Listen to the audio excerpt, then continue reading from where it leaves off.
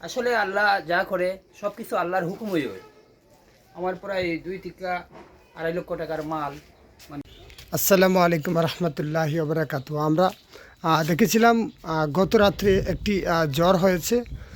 সেই জ্বরে আমরা দেখতে পাচ্ছি পাথারিয়া বাজারে আমাদের শ্রদ্ধাভাজন ভাই জনাব আব্দুল সালাম ভাইয়ের লেফট তুষকের যে গোডাউনটা, যেখানে উনি ধুলাই কাজ করেন, সেখানে কিন্তু আমরা দেখতে পাচ্ছি যে জ্বরে টিনের চাল ছিল, সেই চালের টিনগুলো উড়িয়ে নিয়ে গেছে। আমরা অনেক ক্ষয়ক্ষতি হয়েছে। আমরা অনেক তুলাও দেখেছিলাম, ইতিমধ্যে বীজে নষ্ট হয়ে আছে। এটা শুকানোর জন্য অনেক ক্ষয়ক্ষতি হচ্ছে, অনেক ক্ষয়ক্ষতি হয়েছে ওনার। আমরা এই ঘর পুরো ভরপুর ছিল তুলার যে বস্তাগুলো, আমরা অন্য ঘরে রাখা আছে, সেই ঘরটা আমরা আপনাদেরকে দেখানোর চেষ্টা করব। আপাতত এখানে এনে রাখা হয়েছে। আমরা দেখতে পাচ্ছি সবগুলা মালই কিন্তু ইতিমধ্যে ভিজে গেছে। কিছুটা ক্ষয়ক্ষতি হতে পারে, যেহেতু সবগুলা মাল একদম ভিজে গেছে, টিনের চাল উড়ে।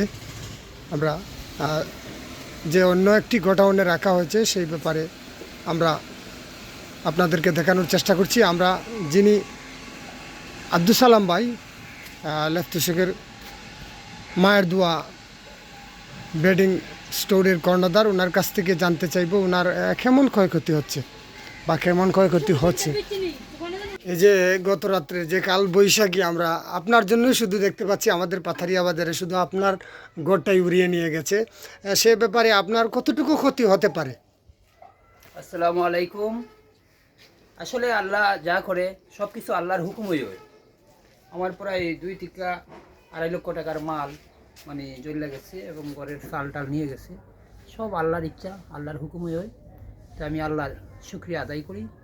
হয়তো যে সকালবেলা যে আপনারা দেখছেন আমার আরেকটি গোডাউন আছে, এই গোডাউনে না যে বাতিল তোলাগুলি যেগুলি পানিয়ে বৃষ্টি ভিজে, এগুলি আমি এখান থেকে লেবার দেওয়া সরাই দিচ্ছি। তাই কিচ্ছু করার নাই। আমি আল্লাহ পাকের দ্বারা শুকরিয়া আদায় করি, আলহামদুলিল্লাহ।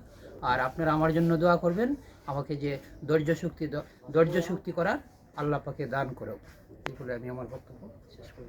ধন্যবাদ আব্দুল সালাম ভাইকে। আমরা দেখেছিলাম আব্দুল সালাম ভাইয়ের যে ক্ষয়ক্ষতিগুলো হয়েছিল, সেই ব্যাপারে ওনার কাছ থেকে জানতে চাইলাম। আমরা দেখতে পাচ্ছি যেহেতু টিনের চাল উড়ে গেছে, কোন জায়গায় কত জায়গায় গেছে তাও বলা যাবে না। হয়তো গোটা কয়েকটি টিন পাওয়া গেছে, বাকি সবগুলো উড়িয়ে নিয়ে গেছে। সে ব্যাপারে ওনার কাছ থেকে জানতে চাইলাম কত টাকা অনুমানিক ক্ষতি হতে পারে। উনি জানিয়ে দিলেন প্রায় 2-2.5 লাখ টাকার মতো।